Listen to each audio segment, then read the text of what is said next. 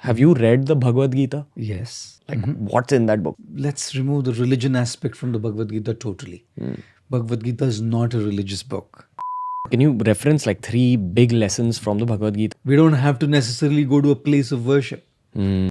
Something like the Lion King. Simba in company with Timon and Pumbaa and Timon. And then you have this Rafiki. And his father comes and tells him that you are way more powerful than Scar. In a capsule, what is the movement? To awaken God consciousness of the human being. The animals cannot understand what is God. And if the human being also does not understand what is God, then he is enemy. So your movement is to bring about an understanding of God among human beings. Yes.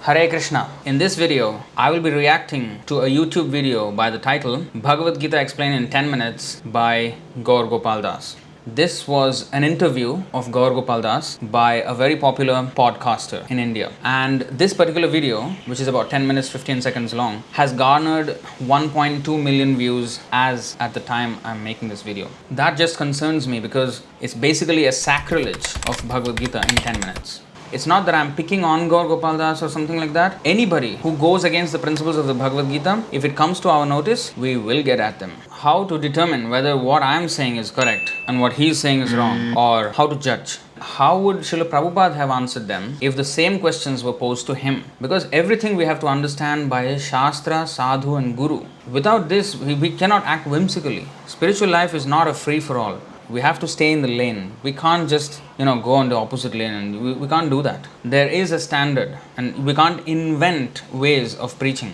We have to repeat what the spiritual master has said. And I'll read to you from this purport of Chaitanya Charitamrita. After receiving the spiritual master's mercy, one must repeat his instructions, and this is called Shravan Kirtan, hearing and chanting. One who has not listened carefully to the instructions of the spiritual master is unfit for chanting or for preaching the cult of devotional service. We must repeat. We cannot invent. Okay, with that in mind, Because I'm a podcaster, my job is to dive deep into people's minds. Sure. I just feel like you have too much perspective. And I am dead sure that that's a result of a lot of reading. I'm sure you've had spiritual learnings at the monastery.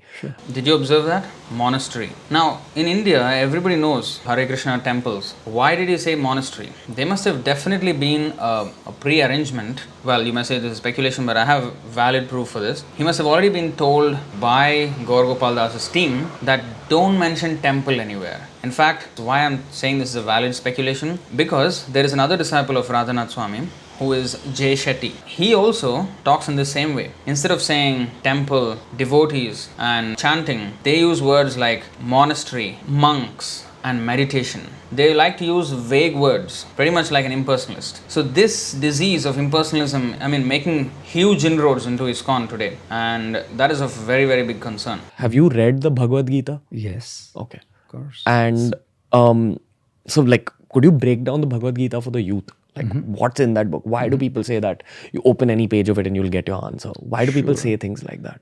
Now, that question on this kind of a platform where millions of people are going to watch this, for a preacher, that's the most enthusiastic moment. Preachers die for such opportunities. Śrīla Ramanujacharya, when he heard the mantra from his guru, Om Namo Narayanaya, immediately he went up a tall building tower and he announced, you chant this mantra, Om Namo Narayanaya, and you will go back, you will get moksha, you will go back to Vaikuntha. So everybody started chanting Om Namo Narayanaya, Om Namo Narayanaya, hundreds and thousands of people. So when there is a chance, the devotee will, just like Ramanujacharya went up to the tower, a high platform, not for his own personal fame, but to broadcast the message to everybody. This interview is a perfect stage. And this question coming from this podcaster who is very famous in India, if the answer is proper, millions of people can be benefited, right? But you see what happens. I think the first thing to know is let's remove the religion aspect from the Bhagavad-gītā totally.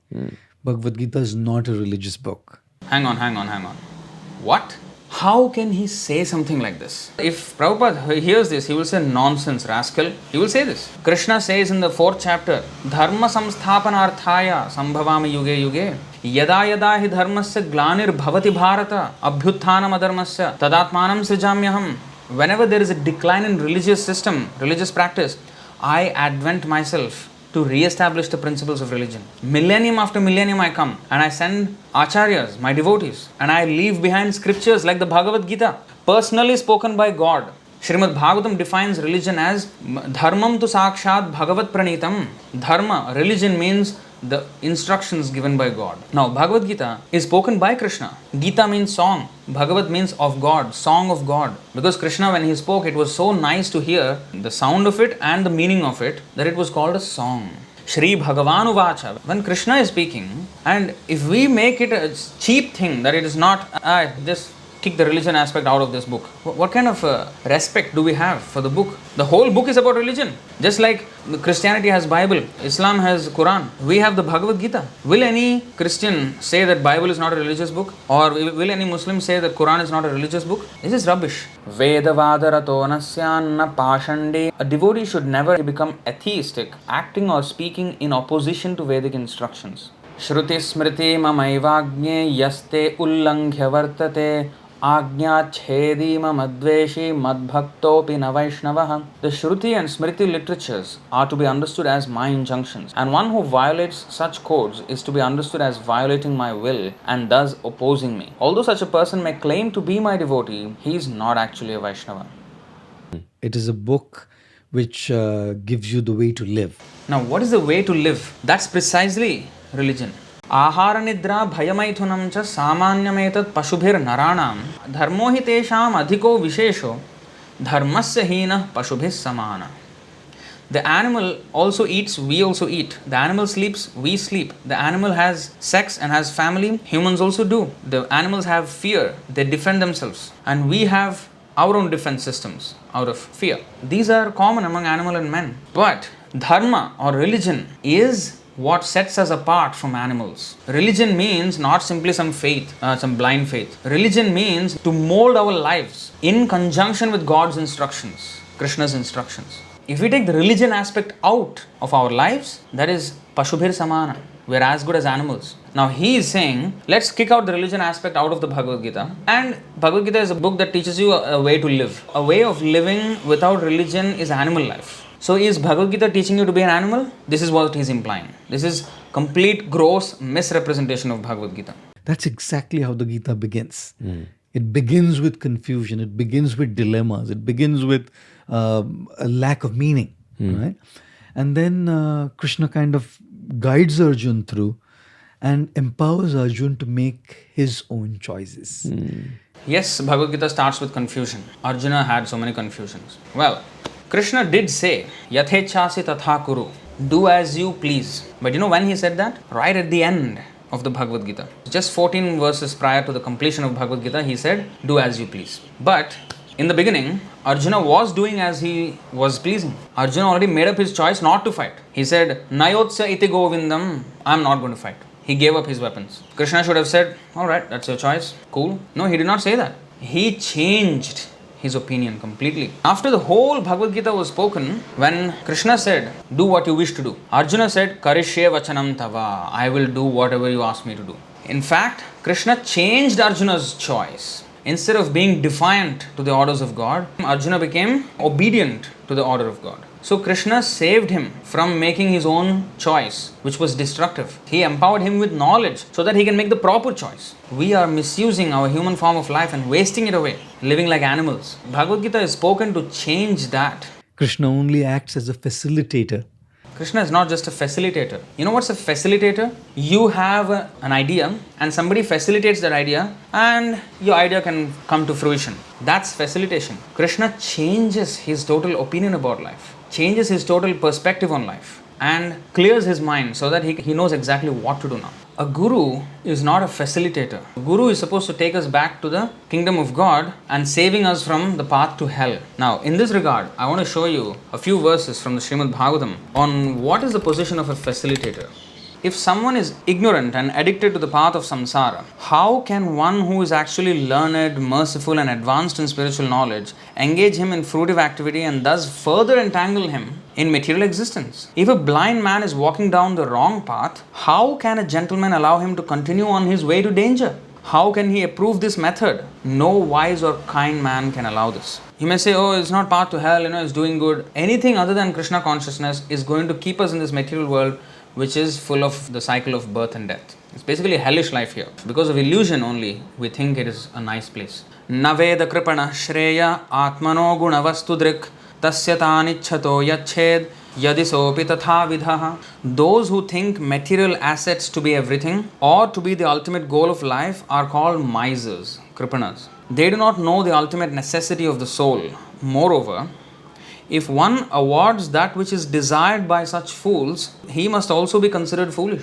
And the next verse, Swayam Nishreya Samvidvan Navakyagya Karmahi Narati Rogino Pathyam Vanchatopi Bhishaktamaha. A pure devotee who is fully accomplished in the science of devotional service will never instruct a foolish person to entangle in fruitive activities for material enjoyment, not to speak of helping him in such activities. Such a devotee is like an experienced physician who never encourages a patient to eat food injurious to his health, even if the patient desires it.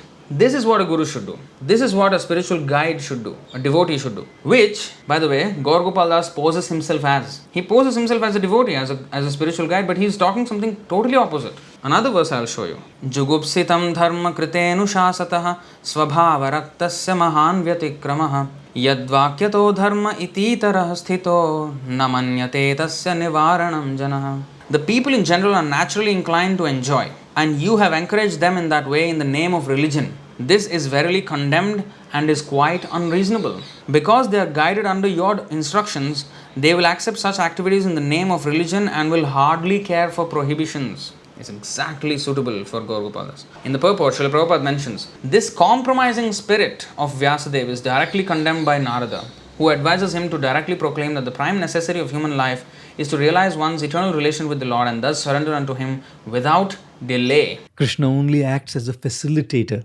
right? And empowers Arjuna to understand that he is way too more powerful than the people he's going to face in the battle.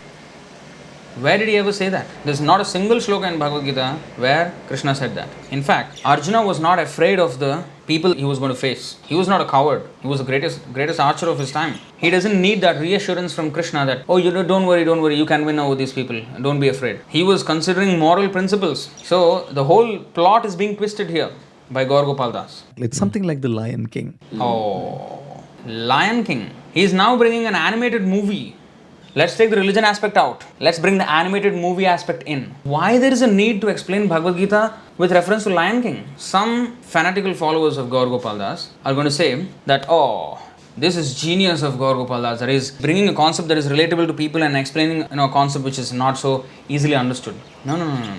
We don't have to invent ways of preaching. A disciple should repeat the word of the Guru. Would Śrīla Prabhupāda have answered this in this way by mentioning Lion King movie and all that? Right. In the Lion King, you have Simba. But Simba in company with Timon and who's the other fellow? Timon and Pumbaa. Pumbaa and Timon, kind of starts identifying himself to be like one of them. And then you have this Rafiki coming to remind him and calls for his father, and his father comes and tells him that you are way more powerful than Scar. He has mentioned all these names of these movies' characters, but he hesitates a million times before he can say the word Kṛṣṇa. Every young man and lady needs to understand that they are way more powerful than what they are going through at the moment. This is not the message of Bhagavad-gītā. It's not about being way more powerful, just pepping up the ego and then, Bhagavad-gītā teaches us how, first of all, who we are. We are part and parcel of God. We are not this body. And then what to do, how to re-establish that relationship with God which we have lost. So that's the whole point. See, I have not watched Lion King, but from what little is shown in this video, I can understand that this so-called monkey or something, the Rafiki or some character, he is comparing Kṛṣṇa to that monkey facilitator. I mean, come on, there has to be some limit. By wearing devotional clothing and speaking like this, totally unacceptable, absolutely unacceptable. Their confusions are smaller than them. Their challenges are smaller than them. Their problems are smaller than them. Their heartbreaks, as painful as they are, but are still smaller than them. Heartbreaks. He's trying to be a relationship coach here. Is that the work of a sadhu? Whether it will be heartbreak or heart-make, it is going to be failure. Every relationship in this material world is going to be a failure. because it will end in the course of time. So our real relationship, our real eternal relationship, Sanatana Dharma, is that with God, Krishna. And we have to re-establish that relationship with Krishna. That relationship is what a sadhu must talk about. Not these heartbreaks, boy and girl, lusty relationships of this material world. We can't use Bhagavad-gita to make some adjustments into our lusty affairs in this material world. It's not a book to facilitate our lust. It's a book to remove our lust. In fact, Krishna says, Kamayesha Krodhayesha Rajoguna Samudbhavaha Mahashano Mahapapma Vidhyenam Iha Vairinam. Lust is our greatest enemy. Kick it out of your heart. And they have the capacity to overcome those pains that they're going through. So I think that's precisely where books like the Gita help a lot. Books like the Gita? That means, is there another book like the Gita? He's actually mentioning some motivational books. He's like equating them. Shankaracharya in his Gita Mahatmya, he said, Ekam Shastram Devaki Putra Gitam. One book is enough to solve all the problems of the world, and that is the Bhagavad-gita. And in the Bhagavatam also it is said, Srimad Bhagavatam Mahamuni Krite Kim Va Parairishvaraha. Where is the need of any other book than the Bhagavatam? So the Bhagavad-gita and the Bhagavatam, they have the complete solution of all problems. There is no need of any other book. You know the story where Sutapa and Prishni, one couple in the bygone ages, they did great tapasya to satisfy Lord Vishnu. And after that, Lord Vishnu was pleased with them and he came before them. He asked them, what do you want? They said, we want a son like you. Then he said, there is no one like me, I will become your son. Similarly, there is no book like the Gita. Gita is the book and Bhagavatam is the book. The topmost books. You can't say books like the Gita. Totally undermining the sanctity of Bhagavad-gita. Because they build in you that sense of confidence And strength. Fortitude, that I have the power as a spiritual being to overcome everything that's going on in my life, and I have the power to be able to make the difference and that impact. It is to understand that we don't have any power, we have to depend on Krishna's power, and then only we can make any difference. Daivi hiesha gunamayi mama maya duratyaya mame vaye prapadyante maya me tam tarantite. This material world is insurmountable, my friend, but those who have surrendered unto me, Krishna is saying, they can easily cross beyond this. Can you reference like 3 big lessons from the Bhagavad-gita that stayed with you? I really have to appreciate the questions that he's putting as a podcaster.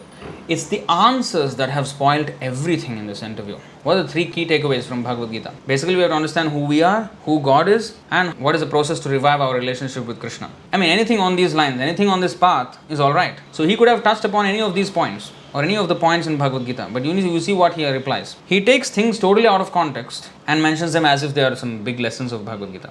A particular text from the 2nd chapter of the Gita, which talks about the summer and the winter season. So this text of the Gita, chapter 2, tells us that we have to learn to tolerate the ups and downs and not be distracted from what our main purpose is.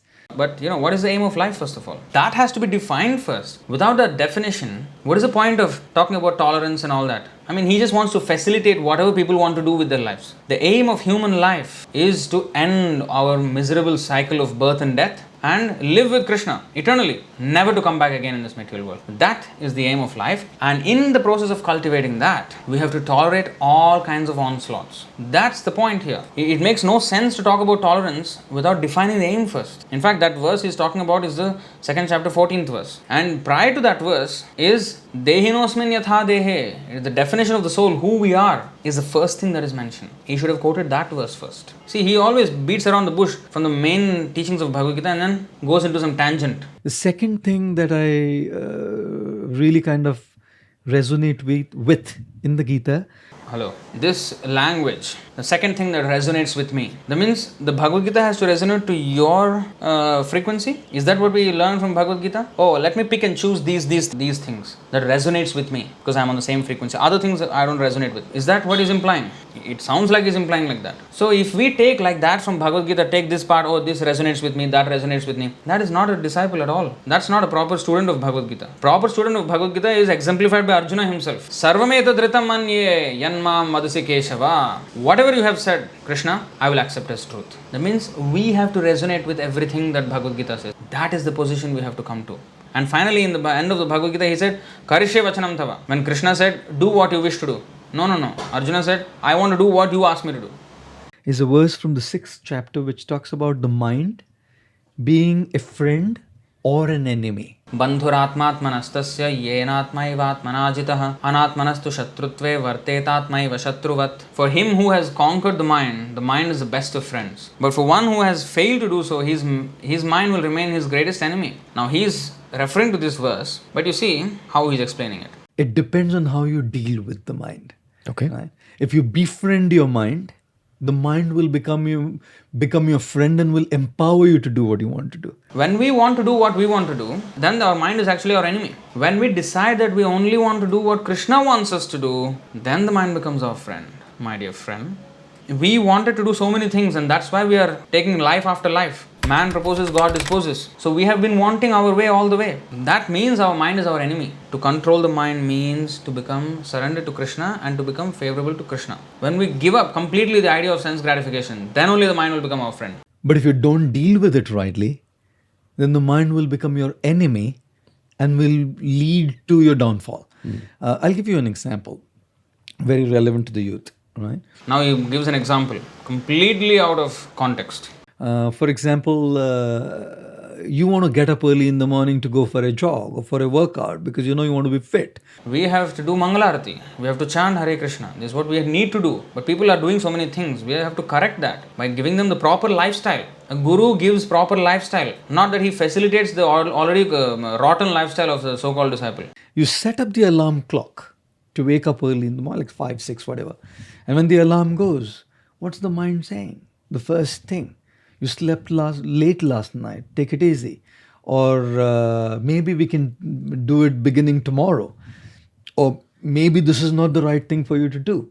The mind's constantly playing games, right?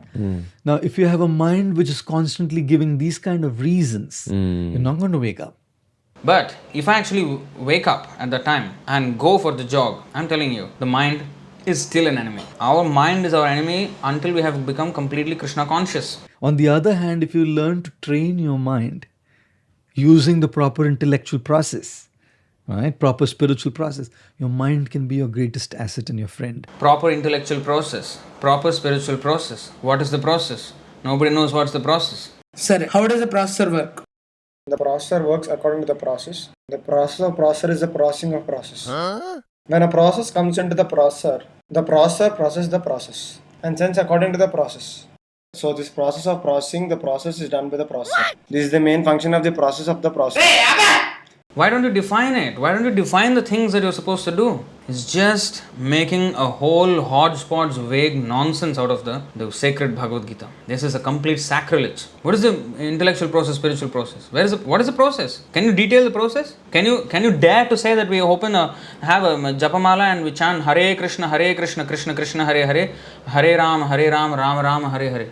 Do you dare to say that? This is my challenge to Gaur Gopal Das. When I made a video last year about him, he came out with a video subtly pointing at me. Apart from speaking, I also sing. Then he put a clip of his kirtan. Okay, you can sing, you can speak about Krishna, right? Why do you change then? It's not that, I speak and I also sing, not that I don't sing. No. My point is not that. You only do kirtan and only speak about Krishna. Not duplicitous, not being duplicitous. In the temple I sing Krishna Kirtan and talk about Krishna. When I go out I speak some mundane stupid jokes and some mundane motivational talk. That's a duplicity. That's hypocrisy. When an ordinary motivational speaker speaks something like what you're speaking, what Gaur Gopal Das is speaking, I can understand because that's all what he knows. But Gaur Gopal Das, he knows what is the actual truth, but he doesn't say it. This is because he has become an offender now. The name of Krishna he doesn't take. Using the proper intellectual process, right? Proper spiritual process, your mind can be your greatest asset and your friend. Which is meditation, good books. Meditation, books,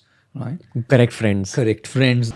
Basically, he did not have any idea what to say. The podcaster was putting words into his mouth. Meditation, books, correct friends. Why can't you say chanting, Bhagavad-gītā and devotee association? Why meditation? Why so vague? What is meditation? Can you define? Everybody has their own perspective on our own idea of meditation. We should clarify that first. Get to the specifics. Don't beat around the bush and vagueness nonsense. Meditation, good books. What is good books? Bhagavad-gītā and Srimad Bhagavatam, Chaitanya Charitamrita, Nectar of Devotion, Nectar of Instruction.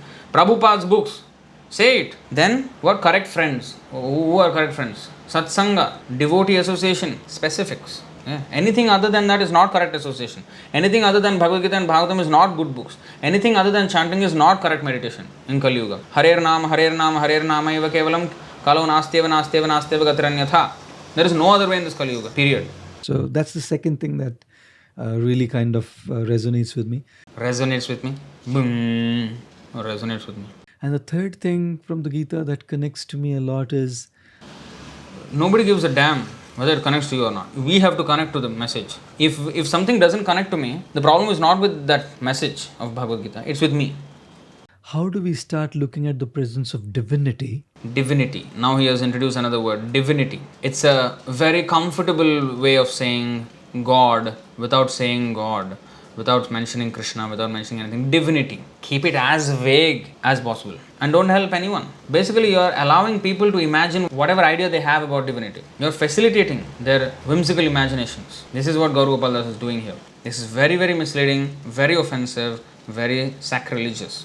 We don't have to necessarily go to a place of worship. Oh, we have to address this. Now, then if there is no need of going to place of worship, then did Śrīla Prabhupāda waste his time building temples and purchasing temples all in India and abroad? 108 temples he built. So did Śrīla Prabhupāda waste his time doing this? Is Gaur Gopal Das implying this? Well, it seems so, because it's not necessary to go to the temple. It's like saying, you don't have to go to a cricket club to become a good cricketer. How foolish it sounds. I mean, it doesn't even have common logic there, common sense logic. So temple is not a place where you just, take darshan and go out. But temple is a place where you learn from the devotees how to become a devotee of Kṛṣṇa. So how can he say that there is no necessity of a place of worship? There is a stage where without going to the temple and anywhere, even in hell, the devotee is constantly thinking of Kṛṣṇa. There is a stage like that. I don't deny. But it's not for the neophyte. It's for the advanced transcendentalist, the Paramahamsa, Uttama Adhikari devotee, the topmost grade of devotees. They can do that. For every other person who's a neophyte, he has to go to the temple and he has to engage in deity worship, engage in chanting, engaging and associating with devotees, engaging in hearing from the devotees and chanting with them, not only the holy name in japa and kirtan, but also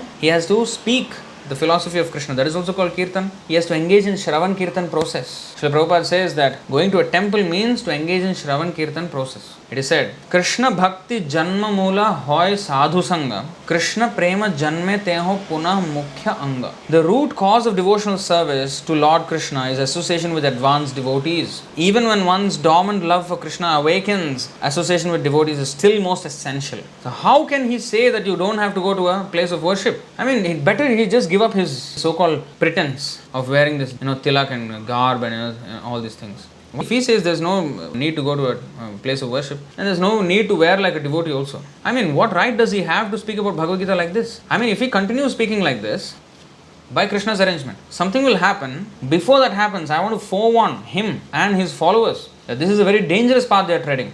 Or you can start looking at the splendor of the Creator in the creation. See, he says Creator. When you look at somebody who's better than you, and especially if they are in the same field, usually there is insecurity. There's insecurity that this guy is doing better than me in what I am doing. Or there is envy, jealousy. Sometimes it goes to the extent of sabotaging that other person's work as well. And he will say that I am sabotaging his work. Well, he is sabotaging the message of Bhagavad-gita. The video has been up for about 10 months or so, 11 months as I am recording this. I mean, ISKCON has not taken it down or, they have not corrected him. Nothing. Somebody has to do it, right? When you start looking at divinity in creation, you start looking at how divinity has empowered somebody to do something in a special way.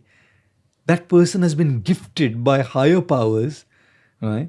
And to sabotage that person's work or to be envious about that person or to feel insecure means actually insulting somebody who's given that gift to him.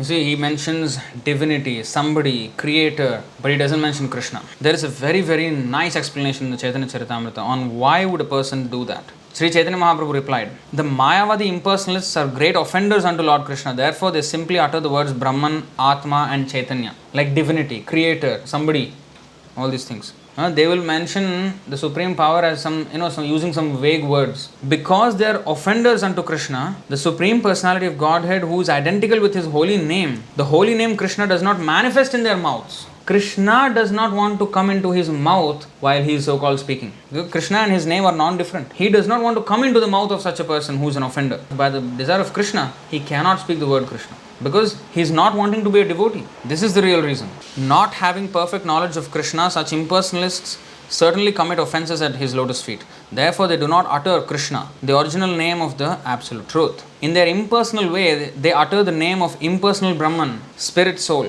In other words, they indulge in indirect indications of the absolute truth. Not being able to appreciate the holy name of the Lord, they simply utter indirect names like Brahman, Atma and Chaitanya. Or in this case, divinity, creator and somebody. And in fact, later on in the video, he uses another word, X factor. He is comfortable in using all these indirect words. But Kṛṣṇa word doesn't come out of his mouth. This is his biggest problem. But if I look at that person and derive inspiration from that person, I can seek that inspiration to follow my aspiration.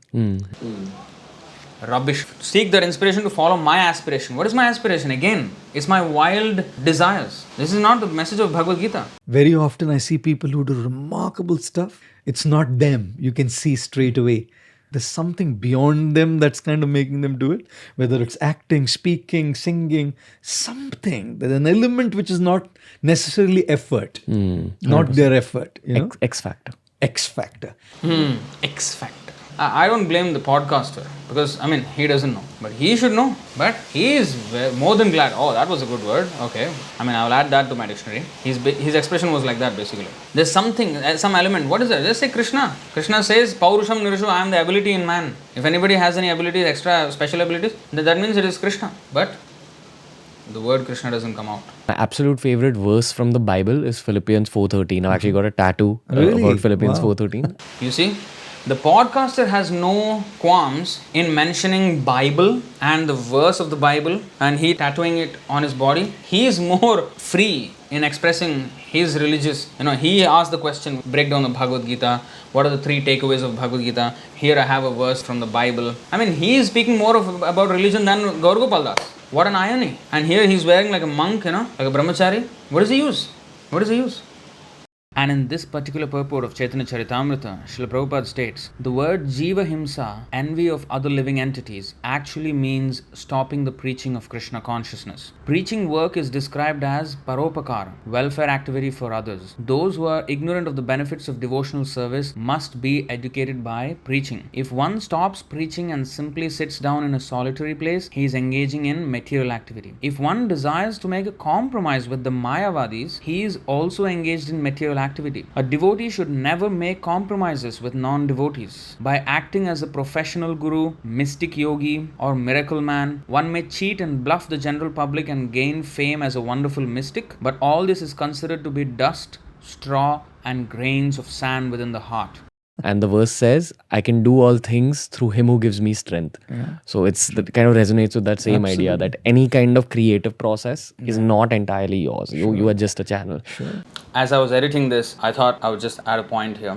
Yes, every creative process is gifted by God, gifted by Kṛṣṇa. That's for sure. But the best use of such God-gifted talents is to glorify Him. And therefore Kṛṣṇa says in the Bhagavad-gītā, Yat karoshi tat kurushva madarpanam. Whatever you do it as an offering unto me. And also the Srimad Bhagavatam says, Idam hi pumsas tapasas shrutasya va svishtasya suktasya cha buddhi dattayoh avichutortha kavibhir nirupito yaduttama shloka gunanuvarnanam.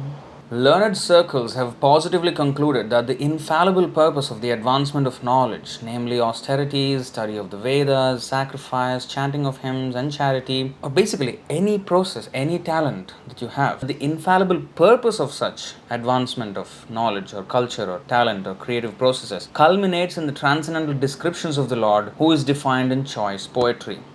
We have to glorify the Lord with our talents. That is proper use of the talent. If we use God-gifted talents for our sense gratification, that will become a cause of our bondage. Yajñarthat karmanonyatra lokoyam karma bandhanaha. If we don't work for Vishnu, every other work traps us in bondage. So to wrap up, basically this was not Bhagavad-gītā explained in 10 minutes, but Bhagavad-gītā misrepresented in 10 minutes. Again, nothing against the podcaster. He's just an innocent man asking good questions in fact, but it is Gaur Gopal Das's absolute sacrilege, absolute offensive presentation of the Bhagavad-gītā. If you really want to know Bhagavad-gītā as it is, unadulterated by His Divine Grace A.C. Bhaktivedanta Swami Prabhupada, then I have created an incredible resource for you. It is this link, bit.ly/bg-resources. However you choose to consume the sacred knowledge of Bhagavad-gītā, I have got you covered. You can choose to read it online, or you can download it as an ebook or Kindle, or even a dedicated mobile app, even as a PDF. If you fancy a physical book, yes, you can purchase it online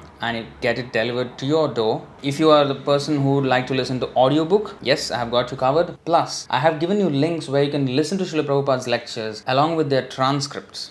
And finally, in this resource, you will find links to lectures by ISKM devotees, YouTube, Facebook, and podcast, and all this strictly in line with Śrīla Prabhupāda's teachings. So you can get all of this at this link, bit.ly/bg-resources. Bookmark that.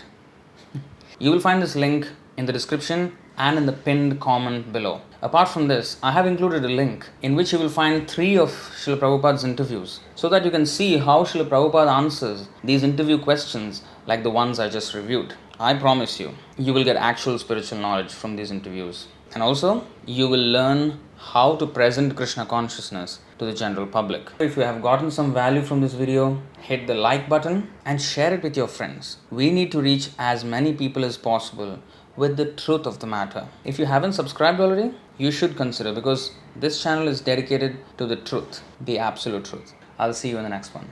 Hare Krishna. Jai Śrīla Prabhupāda.